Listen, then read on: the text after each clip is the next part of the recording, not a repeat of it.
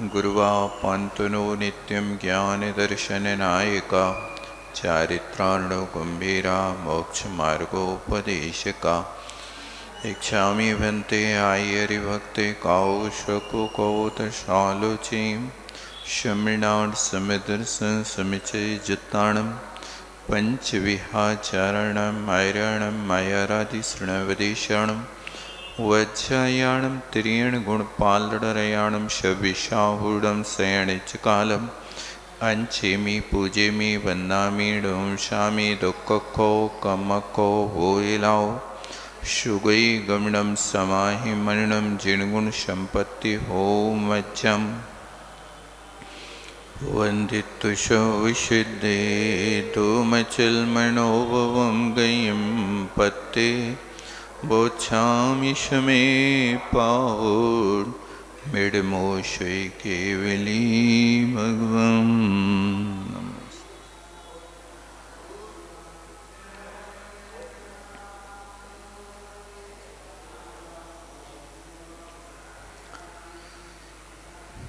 यहाँ पर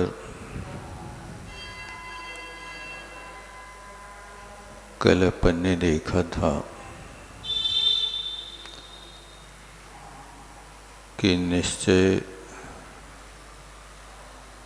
रत्नत्रय के बिना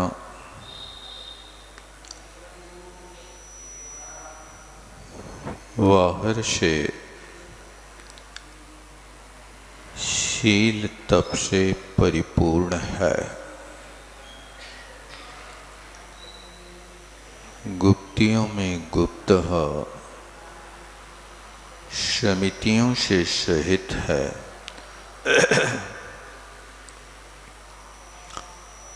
इत्यादि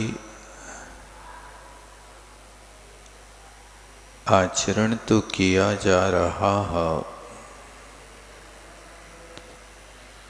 लेकिन ये सब आचरण ऐसे हैं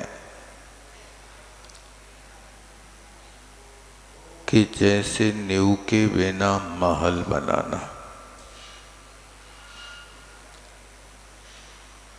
नींव ना रखी जाए और महल 7 खंड का खड़ा कर दिया जाए तो महल की स्थिति नहीं होती है। इसी तरह मूल रत्नत्रय के अभाव में अंतरंग कर्म के योपसम क्षयोपसम के बिना बाहर में जो भी किया जा रहा है वो साक्षात मोक्ष का कारण नहीं है।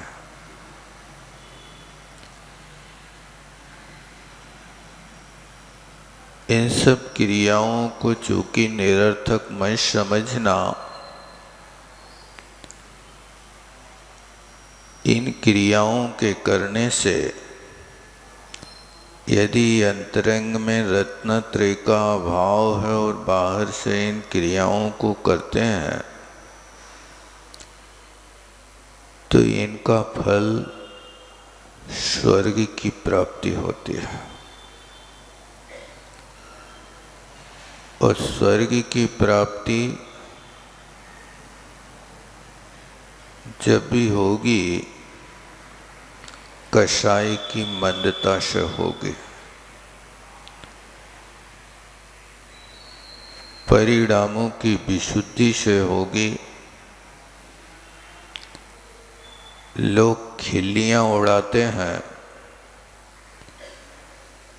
स्वर्ग में क्या रखा है, लेकिन हर किसी को स्वर्ग भी नहीं होता। एक इंद्री से लेकर के 4 इंद्री तक के जीव तो स्वर्ग को पा नहीं सकते। पंचेंद्री जीवों को स्वर्ग मिलेगा तो सुविलेशा में मिलेगा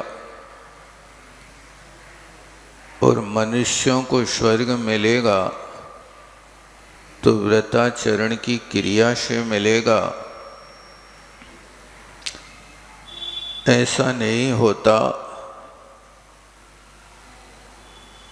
कि हर माल 2.5 रुपया में खरीद लो। होता क्या? बाजार में बिकता है ना हर माल 2.5 में कि 10 रुपया में, कितने में? 10 रुपया में। ये हाथ ठेला पर बिकने वाली वस्तु नहीं है। त्रियंच गति, नरक गति, लब्ध पर्याप्तक की अवस्था तो 2.5 रुपया में मिल जाएगी या 10 रुपया में मिल जाएगी, लेकिन स्वर्ग की प्राप्ति के लिए आपको कुछ ऐसा आचरण करना पड़ेगा कि जिससे कषाय की मंदता हो, व्रताचरण का पालन हो, तत्व अभ्यास के प्रति रुचि हो, अन्यथा स्वर्ग भी नहीं मिल सकता। इसलिए यहाँ पर आप इसको ये मत समझना कि व्रत समिति पालन किया और कुछ नहीं मिला। अरे मोक्ष नहीं मिला भाई साहब। मोक्ष एक ऐसी वस्तु है कि जो एक स्थायी सौदा है, वहां जाने के बाद फिर कोई समझौता नहीं होता। तो या ना गीता पुनरागमश्य। दुनिया के लोग तो मानते हैं मोक्ष से आत्मा लौट करके आ जाती है, फिर से अवतार ले लेती है। जैन सिद्धांत कहता है तो या ना गीता पुनरागमश्य। हे परमात्मा, आपके मत में पुनरागमन की व्यवस्था नहीं है। चतुर्गति में गमन की व्यवस्था तो है, लेकिन मोक्ष से लौट करके कोई दोबारा आ नहीं सकता। तो ये मोक्ष की प्राप्ति होगी तो यहां से नींव मजबूत होना चाहिए।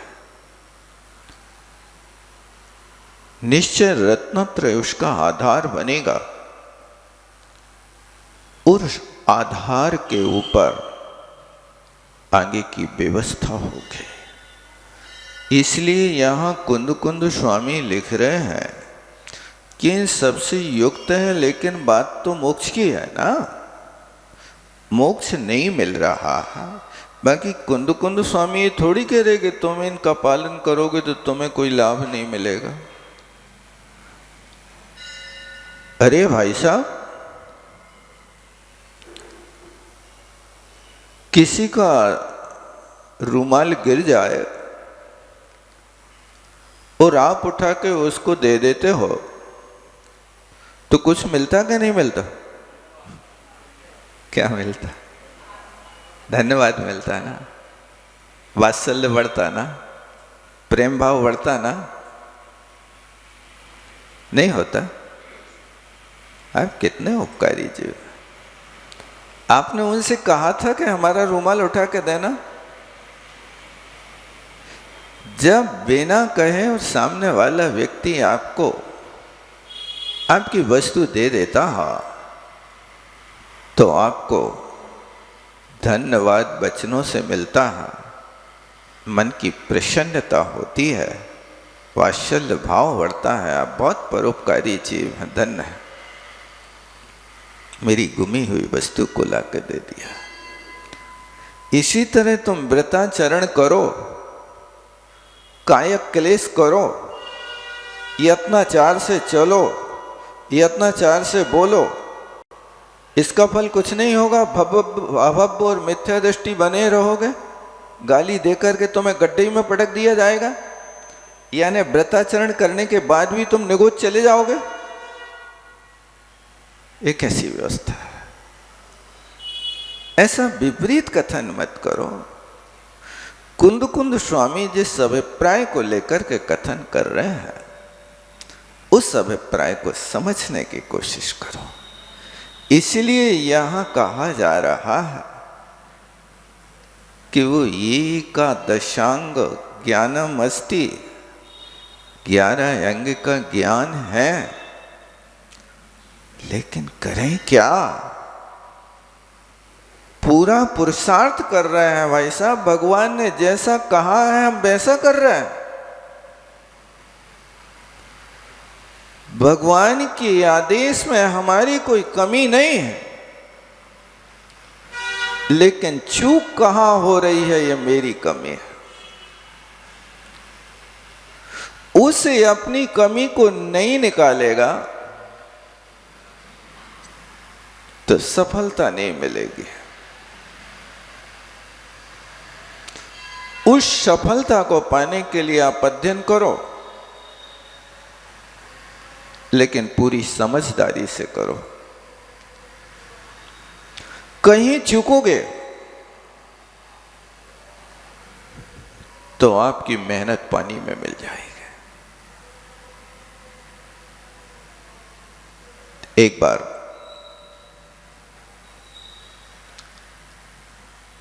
एक विद्वान एक विद्यार्थी को पढ़ा रहे थे।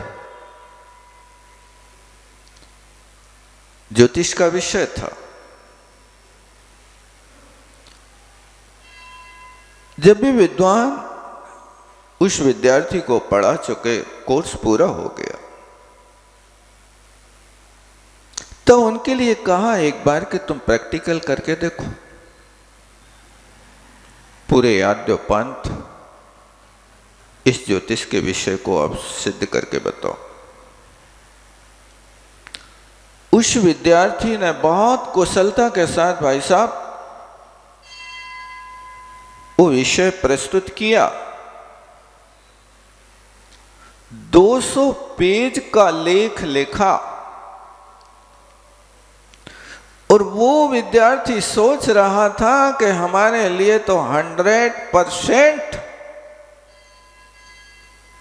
100 नंबर हैं, कोई काटने वाला नहीं। और जैसे ही उस विद्वान के सामने वो लेख ला करके रखा गया और जहां से उसने कुंडली बनाना शुरू करी थी, उसके पहले ही पेज पर शुक्र अस्त था और उसने कुंडली शुक्र उदय की बना दी। उस विद्वान ने पूरी की पूरी उसके लेख पे दृष्टि डाली, लेकिन अंत में उस पूरे लेख पे लाल फेन। क्या कर रहे हो? सम्मान की तालियां हैं कि अपमान की तालियां हैं भाई साहब? सम्मान में तो तालियां बजती हैं, लेकिन कभी कभी लोग अपमान में भी तालियां बजाते। बंद करो अबे काम। क्या हो रहा है? आप पूरी कॉफी को लाल कर रहे हैं। हम तो समझ रहे कि तुम हमारे माथे पे गुलाल लगाओगे। ये माथे की गुलाल तो सारी सारी कॉफी को लाल कर डाला। विद्वान ने कहा, देख मूर्ख, तूने शुक्र अस्त के साथ में ये लेख लिखा है। अब चल यहां से, जहां से शुरू से जिस मकान का एक पाया डैमेज हो, वो मकान सुरक्षित कैसे रह सकता है? वो शुक्र अस्त का ध्यान भूल गया और माथा ठोका। ओ, इतने दिन की मेहनत पानी में फिर गई। ये गुरु के निकट में आने पर पता चलता है कि अभी ये चूक रह गए। अब यदि वो अपने जीवन में गुरु को अपना लेख नहीं दिखाता तो वो तो अपने चांटे गोरो बने ही रहा था। हमने बहुत अच्छा काम कर लिया, जाओ गुरु की छाया में। जब गुरु जी कह दे कि हाँ तुम्हारा ये सही है, तब समझना कि हाँ तुम सही हो, अपने आप से मत कहो। इसी तरह अध्ययन तो किया, लेकिन उस विद्यार्थी की तरह यहां चूक कर गया, और वो चूक करते ही सारा का सारा लेख खराब हो गया।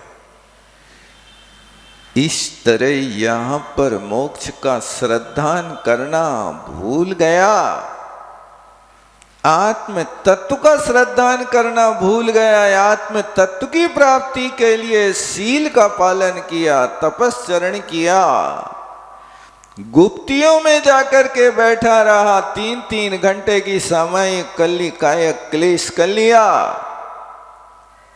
मासोपवास कर लिया। मासोपवास करना तन को सुखाना, ये सब क्रियाएं कर लें। स्वाध्याय ध्यान करके मन को लगाता, पर स्वान सा मन सदा मल खोज लाता। ये सब कर रहा, स्वाध्याय कर रहा है, ध्यान कर रहा है, तप कर रहा है, मन लगा रहा है, पर मन को कहते वो मन कुत्ते की तरह मल को खोजता रहता है। वो कुत्ते को तुम पट्टा बांध के रखो, रस्सी बांध करके रखो, सोफा सेट पे बैठाओ, कार पे घुमाओ, मखमल के कपड़े पहनाओ, लेकिन जैसे ही वो रोड पे छुटकारा पाएगा वो घूरे पे बैठेगा, मल को सो देगा। उसकी आदत ये है, जन्मजात उसको यही संस्कार मिला है, पर श्वान शाह मन सदा मल को जलाता। ये मन की दशा है कि मन को तुम कुछ भी कर रहे हो, सोपयोग में लगा रहे हो, लेकिन जैसे ही सभागार से बाहर निकलते और वही घोड़ा, वही मैदान, वही दुकान, वही किचन, वही कचरियां, वही चना का सतुआ बनाने में लग जाता है, बस वो ही, और दूसरा काम उसको आते ही नहीं। ये दशा है।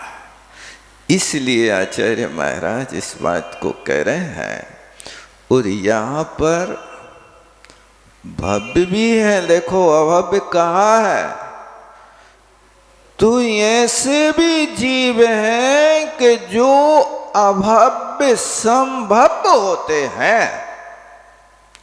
भव्य कई प्रकार के होते हैं, निकट भव्य, दूर भव्य, दूरान दूर भव्य, अभव्य संभव्य। अभव्य संभव्य तो ऐसे हैं कि भव्य तो हैं, लेकिन कभी भी सीधेंगे नहीं। इन अभव्य संभव्यों को बांझ नारी की उपमा देते हैं कि जैसे बांझ स्त्री को 1000 निमित्त मिले लेकिन संतान उत्पत्ति नहीं होगी, इसी तरह यहां पर जो अभव्य संभव्य हैं उनको हजारों निमित्त मिले, लेकिन निमित्त मिलने पर भी रत्नत्रय की आराधना करने में हमेशा अक्षम ही रहेंगे। भव्य तो हैं, क्योंकि भव्यों से कभी संसार खाली नहीं होगा। कई लोगों को सुन करके लगता अभव्य कह रहे, अभव्य कह रहे। अरे भैया, हमें बताओ कि भव्यों से संसार कब खाली होगा? कभी कर पाओगे क्या? और अनंत काल तक उन अभव्यों की भव्यों की संख्या अभव्यों से अनंत गुणी बनी रहेगी, संसार ही में रहेंगे। ये अभव्य संभव्य होते हैं और कुछ भव्य ऐसे हैं कि दूर भव्य हैं। अभी उनके लिए मनुष्य पर्याय मिल गई, तीर्थंकर का समागम मिल गया, तीर्थंकर का कुल ही मिल गया, लेकिन अभी सीधने की योग्यता नहीं है। ऐसे भव्य होकर के भी अभव्य जैसी क्रियाएं कर रहे के समूह शरण से लौट के आ रहे हैं। साक्षात जिनके पिता दादा केवल ज्ञानी बने बैठे हो वह तो लौट के बुद्धू घर आ जाए, नहीं बैठने तुम्हारे समूह शरण में। सीख ली हमने विद्या, और विद्या सीख करके बाहर निकल करके कहने लगे जिसकी तुम पूजा कर रहे हो ना ये पक्षपाती है, सारे के सारे वंश को अच्छे अच्छे पद बांट डाले और हमारे लिए कुछ भी नहीं दिया। स्वयं तीर्थंकर बन के बैठ गए, अपने बड़े बेटे को चक्रवर्ती बना दिया, अपने दूसरे बेटे को कामदेव बना दिया, बाहुबली बना, बाहुबली को, अपनी दोनों बेटियों को, ब्राह्मणी सुंदरी को गणनी पद दे दिया, वृषभ सेन को गणधर बना दिया, सब इन्हें बंटवारा कर लिया घर ही घर में, हमें कुछ नहीं दिया। कौन कह रहा? वंशज था कि नहीं था? अंशज था कि नहीं? उन्हीं का वंश, उन्हीं का अंश बाहर निकल आया और चला गया। और मैं तीर्थंकर हूं ऐसे 363 मत को लेकर के दुनिया में प्रचार कर डाला। तो आचार्य कहते हैं मारीच भी तीर्थकृत है। शिष्य घबरा गया, उसको तीर्थकर कैसे कहोगे? यही तो है, तुम भाषा नहीं समझे बेटा। आदिनाथ तो तीर्थकर हैं, लेकिन मारीच कैसे तीर्थकर हो सकता है? तो कहा व्युत्पत्ति करके देख लो। तीर्थम क्रंतति इति तीर्थकृत, जिसने तीर्थ को काट के डाल दिया हो, छेद के डाल दिया हो, उसको तीर्थकृत कहते हैं। ये तीर्थ क्रंतति, ये शब्द मारीच को सौंप दो। ओ तीर्थम करोति इति तीर्थ कराये आदिनाथ को सौंप दो। आप उनने तीर्थ को किया है, इसलिए वे तीर्थकृत हैं, तीर्थकर हैं, तीर्थंकर हैं। और इनने तीर्थ क्रंतति, तीर्थ को छेद डाला, इसलिए ये तीर्थकृत है। नाम तो एक जैसा है ना, अभव्य भव्य नाम जैसा लग रहा है कि नहीं? ये दूर भव्य वहां से निकल के आया। अब देखो कितना लंबा काल, कुछ कम 1 कोड़ा कोड़ी सागर का काल। कोड़ा कोड़ी क्या होता है? 1 करोड़ में 1 करोड़ का गुणा करो तब 1 कोड़ा कोड़ी होता है। वो सागर क्या वस्तु है? ये अलौकिक गणित है, माथा चकरा जाएगा इसको सिद्ध करने के लिए। अनंत की उपमा हम 5 संख्या से लेते हैं, संख्यात की उपमा 2 से लेते हैं, आगे हम निकाले ही नहीं सकते। असंख्यात को 4 की सहनानी बनाते हैं, ये तो सिर्फ एक समझने के लिए कल्पना है कि ऐसा समझ लो ताकि आपके भेजा में घुस जाए, बाकी ये है नहीं। 10 कोड़ा कोड़ी अद्धा पल्यों का एक अद्धा सागर होता है। 10 कोड़ा कोड़ी अद्धा पल्ल बनाओ। एक पल्ल को बनाने में तुम्हें भोग भूमि के गाड़र के बार ढूंढ के लाना है, चक्रवर्ती की सेना चलाना है, और कहां तक दुनिया में घुमाना है, और 100 वर्ष के बाद एक एक बाल निकालना है। कितने भाव लेना पड़ेंगे ठिकाना नहीं रहेगा। ऐसे 10 कोड़ा कोड़ी अद्धा पल्ल, माथा तो नहीं चकरा रहा हो? कहाँ की बातें सुना रहे महाराज, बहुत कठिन लग रही हैं। बेटा जब कड़वी दवाई पियोगे तभी बुखार दूर होगा, ये भी समझना है। इसको समझे बिना अकल ठिकाने नहीं आएगी। कैसे काल व्यतीत कर दिया, अनादि शब्द सुनते सुनते कान पक गए, अनंत सुनते सुनते, लेकिन इनका ब्यौरा पढ़ो तो पता चले कि क्या होता है। ऐसे देखो, जो समुद्र से लौट के आ रहा वो भव्य है कि अभव्य है? बताओ। भव्य तो है लेकिन दूर भव्य है। एक कोड़ा कोड़ी सागर इतना काल व्यतीत कर दिया, इसकी दशा ऐसी है कि ये भव्य होकर के भी अभव्य क्यों? कि जैसे विधवा स्त्री को संतान उत्पन्न करने की योग्यता तो है पर निमित्त नहीं रहेगा।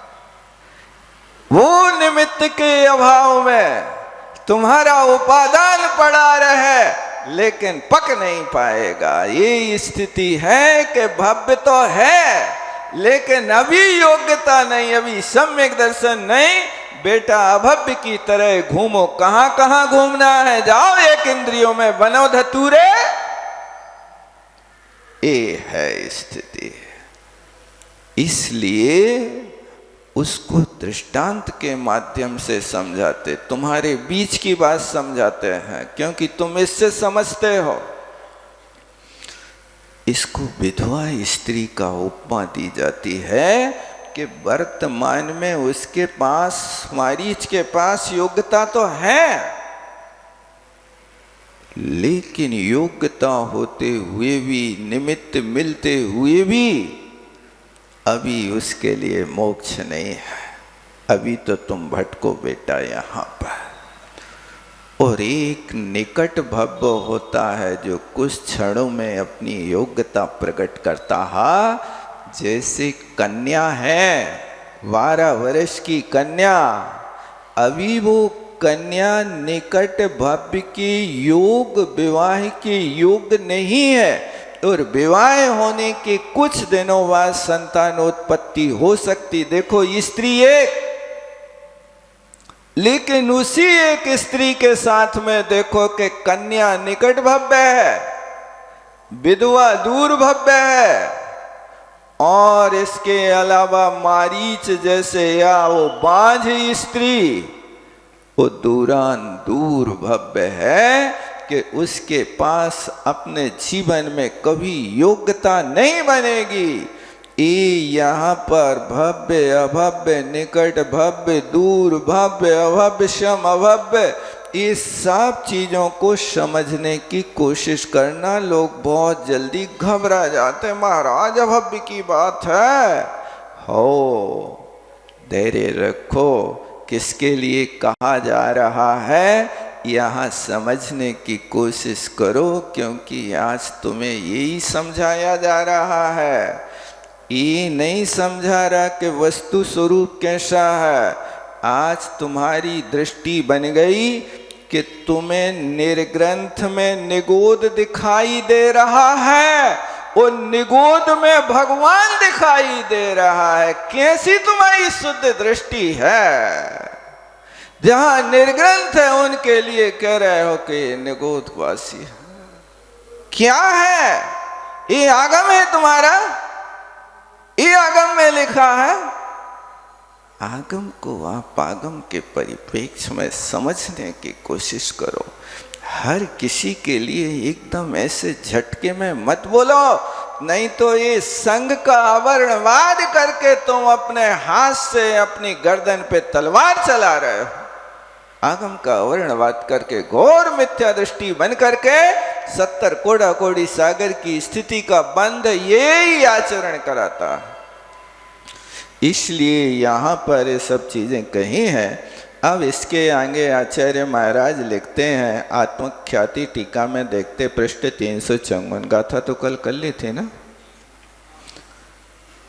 कहते हैं मोक्षम ही ना तावद अभव्या श्रद्धते शुद्ध ज्ञान मयात्म ज्ञान शून्यत्वात्। देखो हेतु दिया जा रहा है, उसको मोक्ष क्यों नहीं मिल रहा है, इसलिए अभव्य है। कहते हैं कि तावत मोक्षम अभव्या ना श्रद्धते, वो सब चीजों का श्रद्धान कर रहा है लेकिन मोक्ष का श्रद्धान नहीं कर रहा है, इसलिए अभव्य है। ऐसी शुद्ध ज्ञान में आत्मज्ञान शून्यत्वात्। कहते हैं उस शुद्ध ज्ञानमयी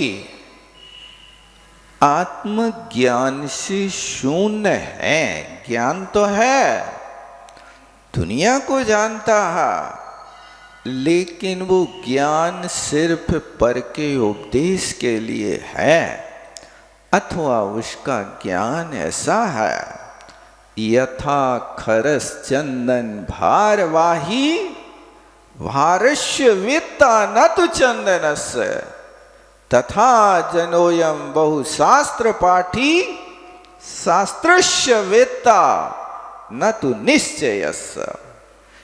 ये पंक्ति लिखी है, जैसे गधे के ऊपर चंदन लाद दिया, यथा खरा, खरा माने गधा, चंदन भारवाही, चंदन के भार को ढो रहा है, ढो रहा है।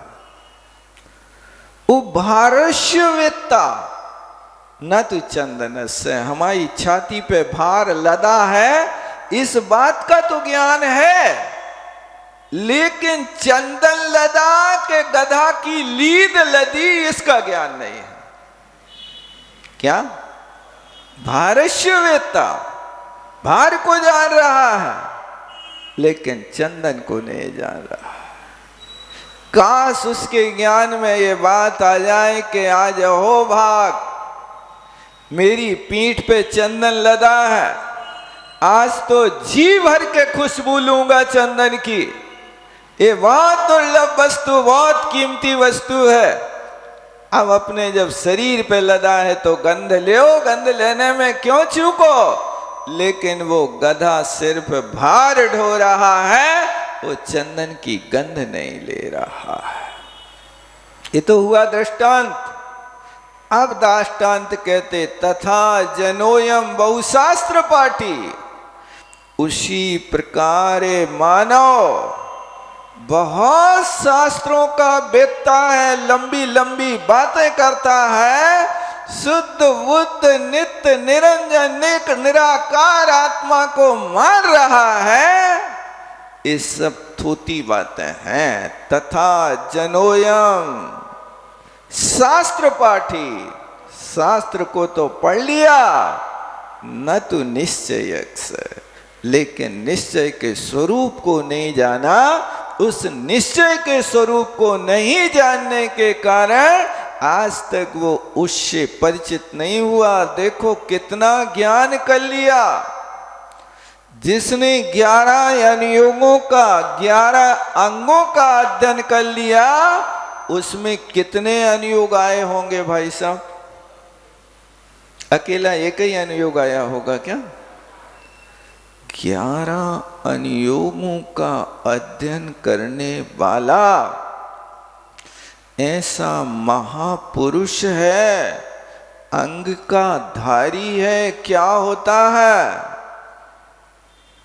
पहलो वाचा रंग बखानो, पदे अष्टादश लाख बखानो, ऐसे ही है ना? यानी 18 लाख जिस आचार रंग के पद हैं, उन पदों को जिसने कंठ में रखा। और एक पद कितना बड़ा पता है? 8 अक्षरों वाला पद नहीं, 10 अक्षरों वाला नहीं, 1634 करोड़ 83 लाख 8788 अक्षरों का एक पद होता है। इतने अक्षरों के एक पद वाले ऐसे 18 लाख पदों का पहला आचारांग है। सुना कभी के नहीं सुना? नहीं सुना। अब थोड़ा सिद्धांत पढ़ो तो पता चल जाएगा, नहीं तो श्रुत भक्ति पढ़ना प्रारंभ करो। श्रुत भक्ति में यही 16 शतम 34 कोड़ी आदि आदि ये पद लिखे हैं। ऐसे अक्षरों से एक पद बनता है श्रुत का, तब वहाँ पर वो द्वादशांग की रचना होती है। इतनी रचना के माध्यम से अब एक एक अंग के पद पढ़ते जाओ। 36 लाख 42 लाख ऐसे पद है ना, स्थानांग संव्यावांग आदि आदि। इन पदों की संख्या देखो आप। इतना विशाल ज्ञान होने पर भी कुंद कुंद स्वामी उस ज्ञानी के लिए ऐसी लाइन फेर रहे हैं जैसे उस विद्वान ने शुक्र यस्ति की कुंडली पे 200 पेज के लेख पे फेर दी थी। नहीं मान रहे कि तुम ज्ञानी हो। क्यों? हेतु दिया, शुद्ध ज्ञान मैं आत्मज्ञान शून्यत्वात्म। सब कुछ जानते हैं लेकिन वहां तक नहीं पहुंच पा रहे। वहां तक नहीं पहुंचने के कारण तुम्हारा ज्ञान मिथ्या दृष्टि है। इसलिए आचार्य महाराज कह रहे तुम अभव्य हो, अभी तुम इस कार्य में सफल नहीं हो पाओगे। चलो पीछे चलो, स्थान खाली करो, दूसरों के लाने आने दो। इसलिए उनको लाइन से बाहर किया जा रहा। लोग बहुत घबरा रहे कि अभव्य कह रहे, अभव्य कह रहे। घबराओ तो नहीं, अभी सुनने की कोशिश करो। अभव्य से क्यों इतनी घबरा रहे हो? अज्ञानी भी तो कह रहे हैं, मिथ्या दृष्टि भी तो कह रहे हैं। तुम्हें क्या अच्छा लगता? अभव्य ने कह के मिथ्या दृष्टि कहें तो अच्छा लगेगा? अरे कछु न कछु तो संबोधन देना ही पड़ेगा। नहीं, ऐसा नहीं, अभव्य नहीं बनेंगे, ऐसा नहीं। वो उस समय की बात है। अभव्य तो आपके लिए जब तक रत्नत्रय नहीं करोगे तब तक तुम अभव्य ही बने रहोगे, निरुक्ति अर्थ में। इसलिए तुम्हारे सामने ये 3 एक जाति के दृष्टांत दिए हैं, कन्या का, विधवा का, बांझ का। इन सब चीज़ों से आप समझ लेना कि एक जाति स्त्री है लेकिन भंग कितने हैं उसके, वो भंग की अपेक्षा से दृष्टिपात कर लेना। ततो ज्ञानमपि नासो श्रद्धते। कहते आत्मज्ञान से शून्य होने के कारण वो आत्मा के उस शुद्ध ज्ञान का श्रद्धान नहीं कर पाता है। देखो, श्रद्धान बातों में कहना अलग और वास्तविक श्रद्धान होना अलग, इनमें बहुत अंतर है, बहुत अंतर है। आप पढ़ लेते हो मेरी आत्मा ऐसी है, सिद्धों के समान है, लेकिन सिद्धों के समान होकर के भी भाई साहब तुम्हारे भोजन में थोड़ी सी यदि कोई चीज़ की कमी हो जाए तो तुम्हारा सिद्धों का स्वरूप कहाँ चला जाता है। इतने उग्र हो जाते हो कि जिंदगी भर खाते खाते एक दिन कड़ी मन की ना बनी तो शुभम चक्रवर्ती ने रसोईया पे चक्र चला दिया। एक दिन भी वो क्षमा नहीं कर पाया। उस चक्रवर्ती से भला तो अर्ध चक्रवर्ती कृष्ण जी थे, कम से कम शिशुपाल के लाने 100 अपराध क्षमा करे, लेकिन शुभम ने तो ये कई अपराध नहीं क्षमा करो, और मार दी थाली और वो चक्र बन गया। वो चक्र बन करके उनकी स्वयं दशा बिगड़ गई। उनने उसको मारा कि अपने आप को मारा, बताओ। ये तो है कसाय, दूसरों को मार रही कि आप अपने आप को मार रहे हैं। ये आत्मानम हंति इति कषाया, कसति आत्मानम इति कषाया। ये जो आत्मा को कषे भटकाए उसका नाम कषाय है। इसलिए दुनिया को जानने की अपेक्षा आप अपने आप को जानने की कोशिश करो और उसी का श्रद्धान करो।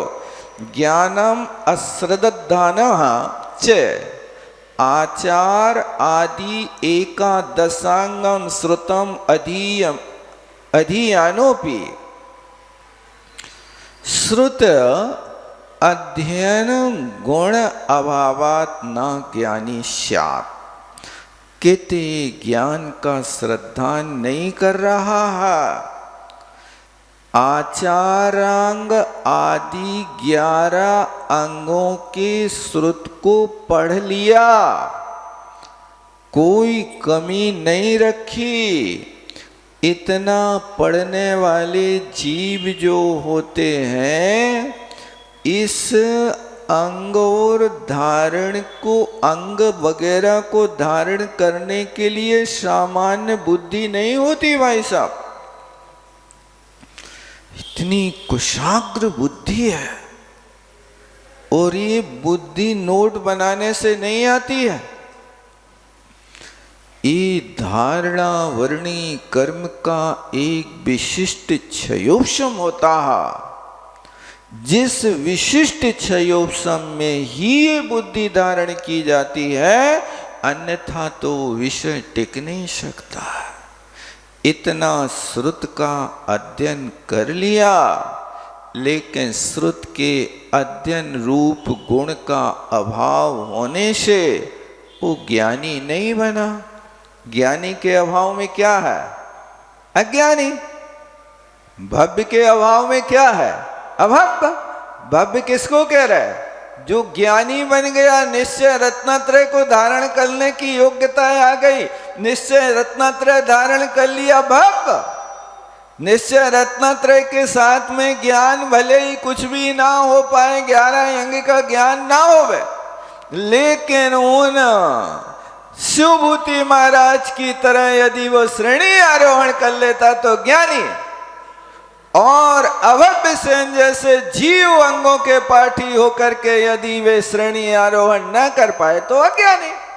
इसी तरह श्रेणी के योग्य हो गया तो भव्य, और यदि नहीं धारण कर पाया तो अभव्य। ये तो ठीक है ना, इसके साथ में उसकी ये संगति है।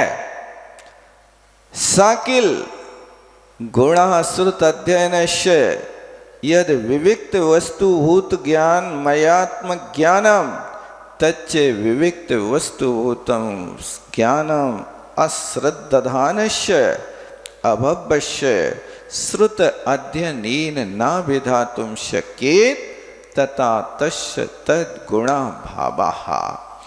कहते हैं कि शाकिल वह आत्मा वास्तव में गुण तो है, लेकिन श्रुत अध्ययन की जो विविक्त वस्तुभूत होना चाहिए, यानी जो अध्ययन किया उस अध्ययन के साथ में जो अनुभूति होना चाहिए वो नहीं हो पा रही है, क्योंकि उपयोग की स्थिरता और आत्म श्रद्धान ये बहुत दुर्लभ होता है।